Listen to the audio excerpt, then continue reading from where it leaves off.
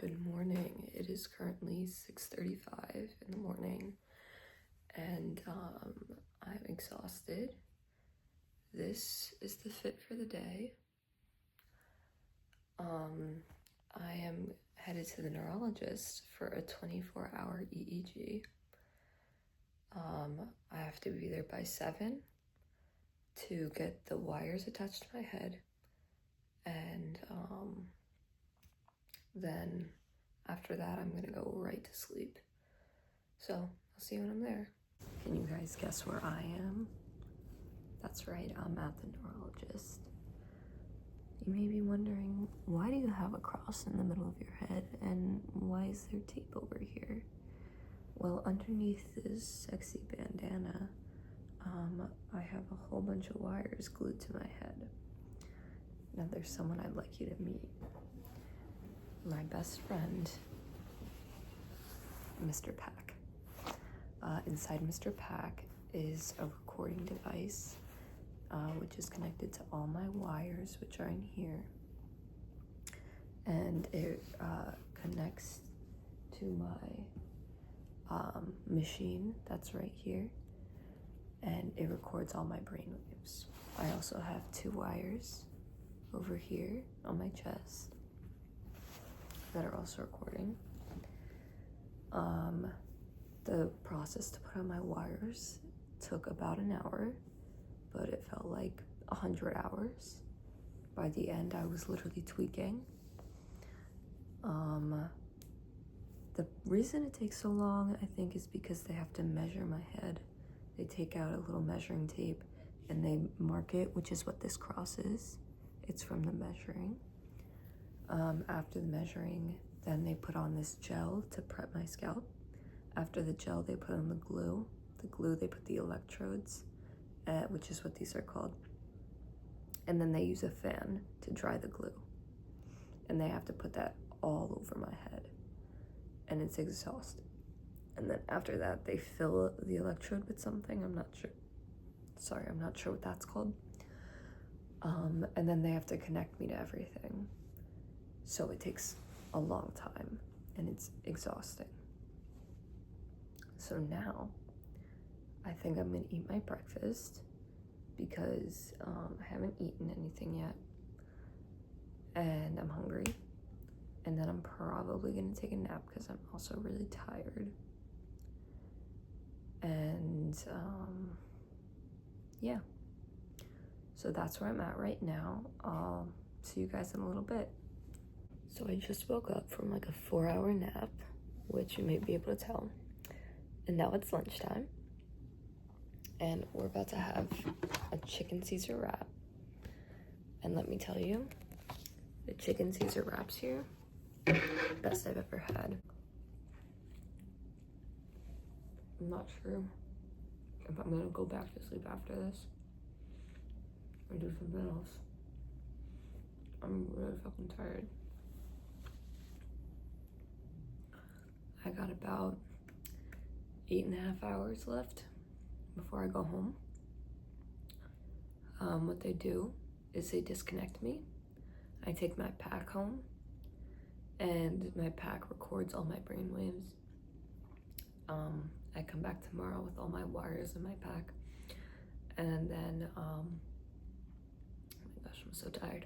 And then they'll plug me in to the wall, and the my pack will like transfer all my brain waves, and they'll take off the wires.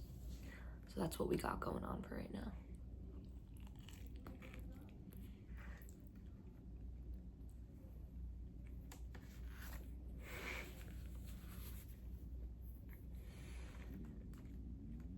We also got some French fries going on over here.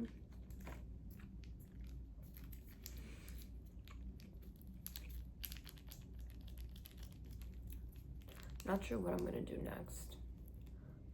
I could watch something because I have a TV over here with like all the streaming services. So I could watch something. I also have my computer. I have a book. I have Jeanette McCurdy's book, which is actually pretty interesting.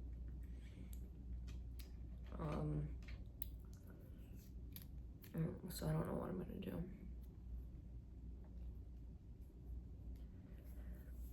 While we're eating lunch, I think I'm gonna tell you a little bit about my story. So, what happened to me is I was born with epilepsy, right? And they didn't know that until I was about 2 years old, when my mom started to notice my staring fits and my like little absence seizures. So they went to get it checked out, and they said, you have epilepsy. I have epilepsy. They put me on medication for years, and then they thought I grew out of it, because a lot of times with epilepsy, people grow out of it. And I didn't.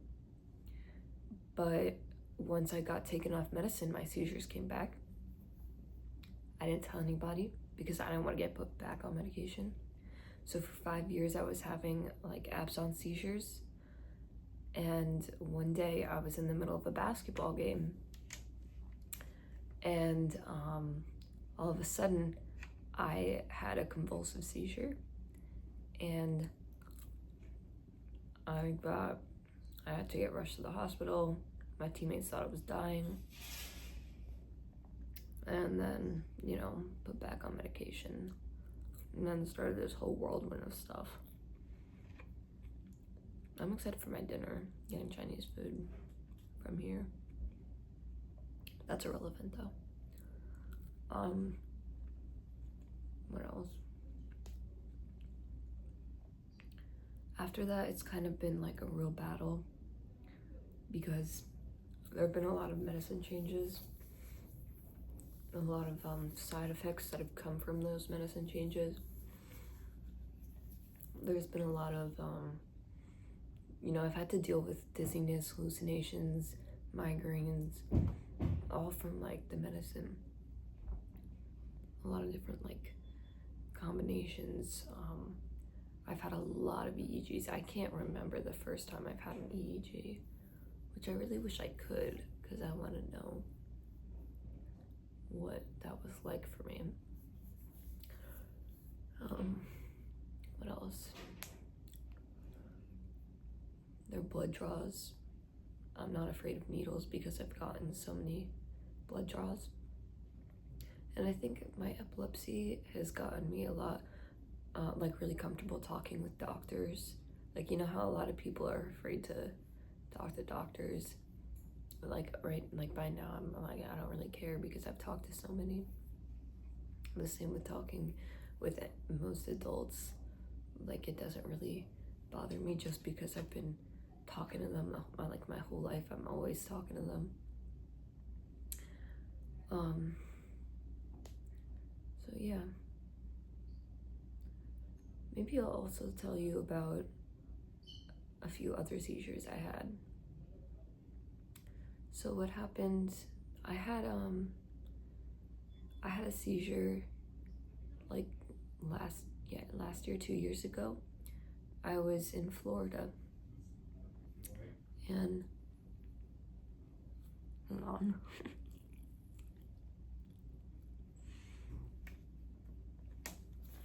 I was in Florida, and I was sitting outside in the backyard on a lounge chair. All of a sudden, I started seizing, and my mom noticed. She started, you know, saying to my grandma, like, call an ambulance, call an ambulance. My grandma thought she was saying call Andrew, which is my dad's name, but my dad wasn't home. So my grandma was calling my dad's name, and then the neighbors heard. The neighbors called the ambulance. I stopped breathing. I was turning blue. I was shaking, and my mom was literally doing like chest compressions. I was like foaming out the mouth.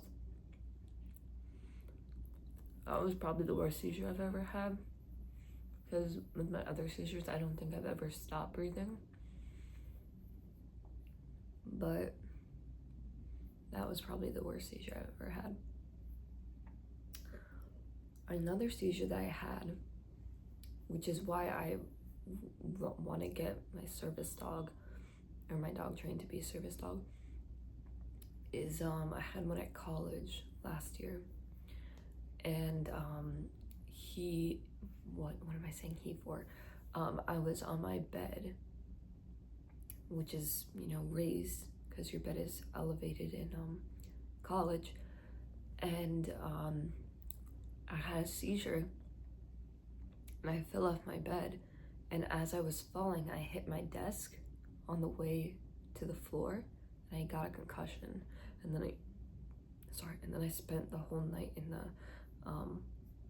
the hospital, so it was really bad. Another one that I had recently, this was my most recent seizure. This was a few months ago, before school ended. Hang on, I have to yawn, sorry.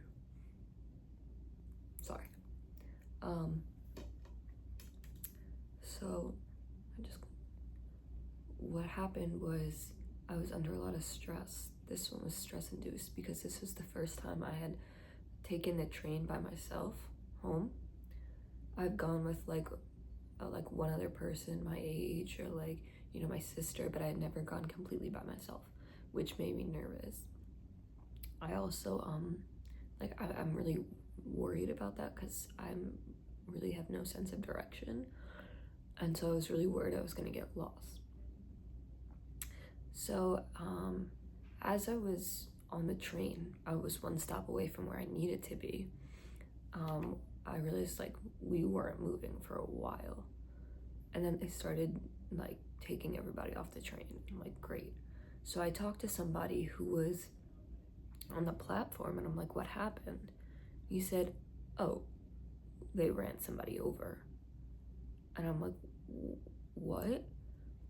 And he said what happened was there was some crackhead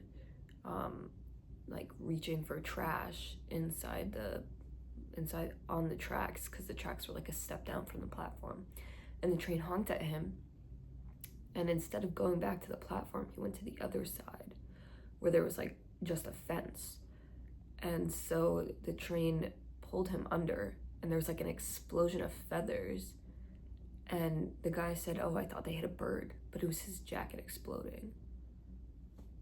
And so not only did I deal with that, I also saw them carrying him out of the I saw him carrying the guy out on a stretcher, which is not a pretty sight. And then I was like, okay, well, now what do I do? I don't know how to get, this wasn't the plan. And so now I had to take a different route. So now I'm getting stressed. I asked the guy, he helped me thankfully, and he told me how I can get back to my home. But now all the schedules were off, and basically it was just a stressful day for me. So when I got back, my parents picked me up in the car from the train station, and think. And after that, I had the seizure in the car. Thankfully, it was in the car and not in the train anywhere. Sorry, I'm really tired. It's been an early morning.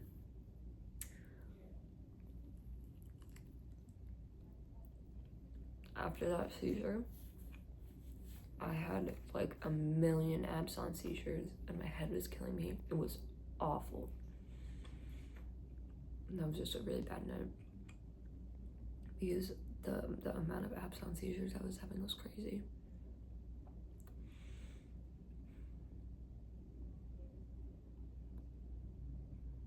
Sorry for the moment of silence. I'm just there are a lot of ups and downs with this disorder. Probably more downs than ups.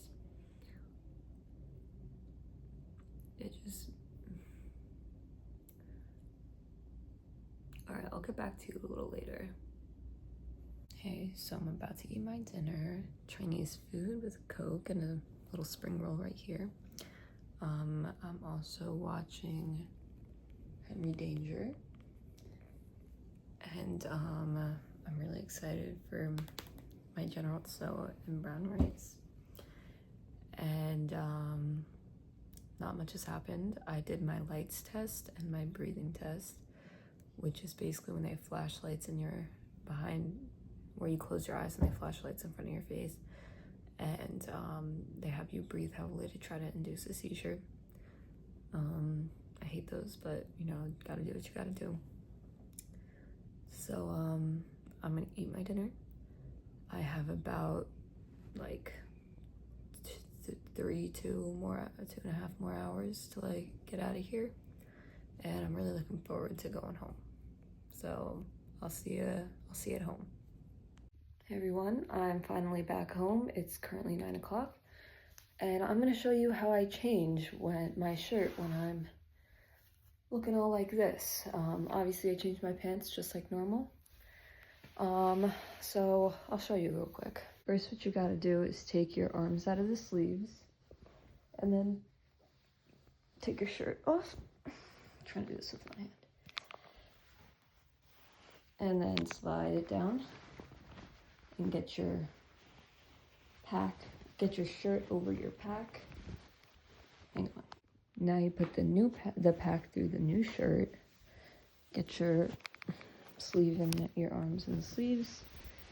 I've never done this recorded, but you know, this is gonna take my bandana off. Okay. So that's how you change your shirt when you're connected to a recorder. I'm gonna leave my hood up because I'm going out. I'm gonna probably put this underneath my sweatshirt. And I'm gonna leave my hood up too. Honestly, I might put my shirt back on because I'm kind of hot. But, yeah. Me for trying, you know I'd be lying, saying you're the one. Ooh. So that's gonna be it for today's video. I hope you enjoyed. Let me know if you want to see anything else like this. So drop a like if you liked it and subscribe. If you didn't like it, subscribe anyway. See you.